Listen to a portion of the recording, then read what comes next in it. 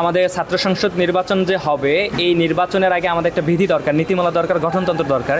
এই গঠনতন্ত্র আমাদের বিশ্ববিদ্যালয়ের আইনে দরকার, সেই আইনেই নেই। প্রত্যেকটা শিক্ষার্থীর অন্তরের ভিতরে প্রাণের টানেই হচ্ছে ছাত্র সংসদ নির্বাচন থেকে। ছাত্ররা তাদের অধিকার নিয়ে, ছাত্রদের অধিকার নিয়ে ছাত্ররাই ভালো জানে এবং তারাই ভালো ভয়েস রেজ করতে পারবে। ইনশাল্লাহ হবে। আমরা এটা জোর দাবি জানাইছি প্রশাসনের কাছে এবং প্রশাসন এটা দিতে বাধ্য, এবং প্রশাসন যদি না দেয় কীভাবে দাবি আদায় করতে হয় আমরা আমাদের নেক্সট কর্মসূচির মাধ্যমে সেটা ফলো করবো। তবে আমরা মনে করি যে বিশ্ববিদ্যালয় এই কাজেরটা একটু বেশি দীর্ঘসূত্রিতা দেখাচ্ছে, তারা সময় বেশি নিচ্ছে। এতদিন ধরে যে হচ্ছে ছাত্র রাজনীতি সম্পর্কে তাদের যে এই যে মিথ কনসেপ্ট, এই কনসেপ্টটা ছাত্র শিবির ভাঙতে সমর্থ হয়েছে।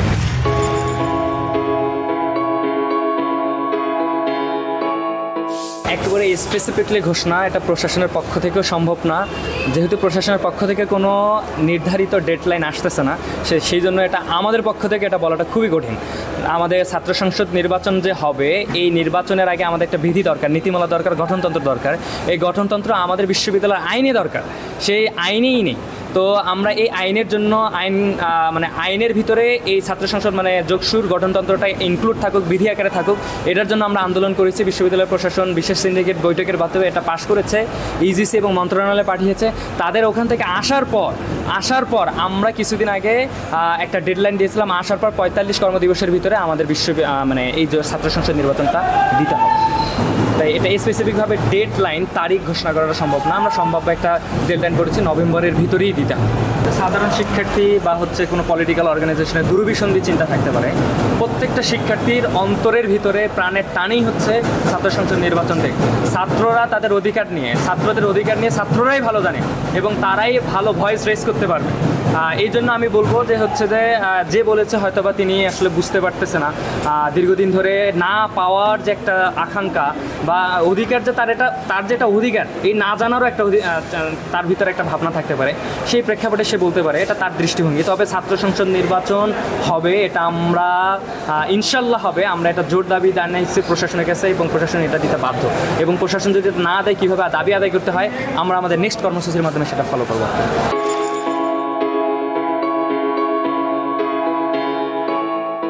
আর নিচে প্রেস কনফারেন্সে আমরা বলেই দিয়েছি যে আমাদের দাবি আদায়ের কর্মসূচিগুলো আমরা সফটলি, যেমন মানববন্ধন হতে পারে, ক্লাস ক্যাম্পেইন হতে পারে, লিফলেট বিতরণ হতে পারে, দ্বিপাক্ষিক কিছু কর্মসূচি হতে পারে। এখন তো বিশ্ববিদ্যালয় বলতেছে এখন আমাদের হাতে কিছু নাই, তো যাদের হাতে এই ক্ষমতাটা আছে আমি তাদের সঙ্গে কথা বলার চেষ্টা করব, বসার চেষ্টা করব, তাদের কথাগুলো জানার চেষ্টা করব যে আসলেই কেন ডিলে হচ্ছে কাস্টিংয়ের জায়গাগুলো। বিশ্ববিদ্যালয়ে আমরা শুধু জানি যে এই যে হাতে গোনা 4-5টা ইউনিভার্সিটি ছাড়া কোনো বিশ্ববিদ্যালয় কিন্তু তাদের বিশ্ববিদ্যালয়ের আইনে ছাত্র সংসদটা ইনক্লুড নাই। তো আমাদের জগন্নাথ বিশ্ববিদ্যালয় এই প্রথম ফার্স্ট হচ্ছে তারা এই একটা গঠনতন্ত্র তৈরি করেছে এবং মন্ত্রণালয়ে পাঠিয়েছে। হয়তোবা প্রথম হওয়ার কারণে এই বিষয়টা বিধি আকারে আসতে একটু বেশি ডিলে হচ্ছে। তবে আমরা মনে করি যে বিশ্ববিদ্যালয় এই কাজেরটা একটু বেশি দীর্ঘসূত্রিতা দেখাচ্ছে, তারা সময় বেশি নিচ্ছে। আমরা এই বেশি সময় যাতে না নেয়, বিশ্ববিদ্যালয় প্রশাসন তাদের আন্তরিকতা জায়গা দেখাচ্ছে, কিন্তু অপরপক্ষ থেকে আমরা জানি এক হাতে তালি বাজে না, অপরপক্ষ থেকে আসলে কেন ডিলে হচ্ছে সেটার জন্য যা করা লাগে অপরপক্ষের কাছেও আমরা যাবো ইনশাআল্লাহ।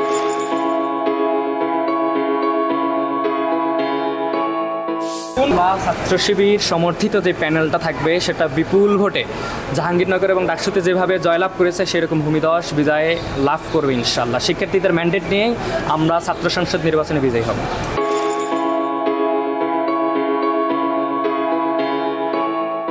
শুরুতেই ছাত্র রাজনীতি সম্পর্কে একটা যে ইনফেরিয়র কমপ্লেক্সিটি বা ভুগে যে রাজনীতি বিষয়টাই খারাপ। দীর্ঘদিন ধরে তারা ছাত্রলীগের বর্বরোচিত হামলা দেখে আসছে এবং এর আগেও যারা ক্ষমতায় ছিল তাদের বিভিন্ন ছাত্রী হলে তাদের কর্মকাণ্ডের ক্ষমতাগুলো দেখে আসছে, যে তারা ছাত্রদের সঙ্গে কীরকম ব্যবহার করে, তারা র্যাগিংয়ের কালচারগুলো, গেস্ট রুমের কালচারগুলো, ক্লাসরুমে, বাসে, এবং যে ছাত্ররা শুধু এই যে র্যাগিংয়ের বাইরে গিয়েও টেন্ডার বাণিজ্য করে থাকে, দখলদারিত্বের রাজনীতি করে, সিট বাণিজ্য করে, শিক্ষকদের সঙ্গে একটা খুবই মিসবিহেভ করে, শিক্ষক এবং কর্মকর্তা কর্মচারীদের সঙ্গে তাদের সমন্বয় থাকে না, ব্যবহারের জায়গাগুলো থাকে। এই যে এতদিন ধরে যে ছাত্র রাজনীতি সম্পর্কে তাদের যে এই যে মিথ কনসেপ্ট, এই কনসেপ্টটা ছাত্র শিবির ভাঙতে সমর্থ হয়েছে, তারা চেষ্টা করেছে। যেমন 5ই আগস্ট পরবর্তী সময়ে আমরা ক্লাস ক্যাম্পেইনের কথা চেষ্টা করেছি, বিশ্ববিদ্যালয় প্রশাসনের কাছে গিয়ে আমরা আমাদের শিক্ষার্থী বান্ধব অধিকার দাবি দেওয়াগুলো নিয়ে কথা বলেছি।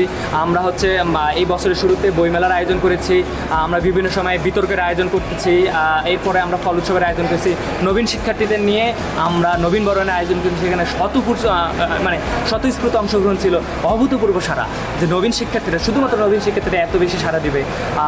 তারপর সর্বশেষ হচ্ছে যে আপনারা দেখতে পেয়েছেন যেদিন ডাকসু হয়েছে 9 এবং 10 তারিখে আমরা মনোসামাজিক হেলথ ক্যাম্পের আয়োজন করেছি, যেখানে হচ্ছে পূর্ব নির্ধারিত রেজিস্ট্রেশন ক্যাম্প ছিল। আপনারা জানেন যে বিশ্ববিদ্যালয়ে এর আগে আমাদের জগন্নাথ বিশ্ববিদ্যালয়ে মোটামুটি 4 থেকে 5 জন আত্মাহুতি দিয়েছিল, মানে সুইসাইড করেছে। তো আমাদের একমাত্র কাউন্সিলিং ভবন, নামমাত্র কাউন্সিলিং একটা সেন্টার আছে, যেখানে কোনো টিউটর নেই, আসলে হচ্ছে যে পরিচালক নেই, স্টুডেন্ট দিয়ে চালানো হয়। তো আমরা হচ্ছে যে স্টুডেন্টদের মনের ব্যথাগুলো বোঝার চেষ্টা করেছি। আসলে আমাদের বিশ্ববিদ্যালয়ে তো অনেক অভাব, বিশ্ববিদ্যালয় ক্যাফেটেরিয়া ঠিকভাবে খাবার পায় না, যারা হচ্ছে বাসে যাতায়াত করে তারা প্রপারলি সিট পায় না, যে সিটগুলো থাকে পাশে ফ্যানও থাকে না, গরমে অতিষ্ঠ হয়ে যায়, যাতায়াতে অনেক কষ্ট, আবাসনের সমস্যা তো নাই বললাম। যতটুকু পেরেছে মেয়েদের জন্য, যতটুকু পেরেছে তাও এক রুমের ভিতরে যেখানে 4 জন থাকার কথা সেখানে 8 জন 12 জন থাকতেছে। তো ওভারঅল হচ্ছে সবগুলো মিলে অনেক সমস্যা, ক্লাসরুমের সংকট। তো এর মধ্য থেকেই হচ্ছে যে এই অধিকারগুলো নিয়ে কে কথা বলতেছে, তারা একটা ট্রমার ভিতরে থাকে। এই ট্রমারগুলো হচ্ছে মানে মেন্টাল একটা প্রেশারের ভিতরে থাকে। প্রত্যেকটা ফ্যামিলি একটা ফাইন্যান্সিয়াল ক্রাইসিস থাকে, অনেকে থাকে না, অনেকে থাকে। তো এখানে হচ্ছে আমাদের একটা ভালো সংখ্যক রেজিস্ট্রেশন করেছে। এখানে আমাদের মোটামুটি 400 থেকে 500, প্রায় 500-র কাছাকাছি স্টুডেন্ট আমাদের এই হেলথ ক্যাম্পে সেবা নিয়েছে। এবং আমরা একটা হেলথ কার্ডেরও ব্যবস্থা রেখেছি, যারা একটু সিভিয়ার কেস আছে তাদের ফ্রি, পরবর্তীতে যারা আরও 4টা কাউন্সিলিংয়ের ফ্রি সেবা পায়, এই জন্য আমরা হেলথ কার্ডের ব্যবস্থা করেছি। তো শিক্ষার্থীদের অভূতপূর্ব সাড়া ছিল।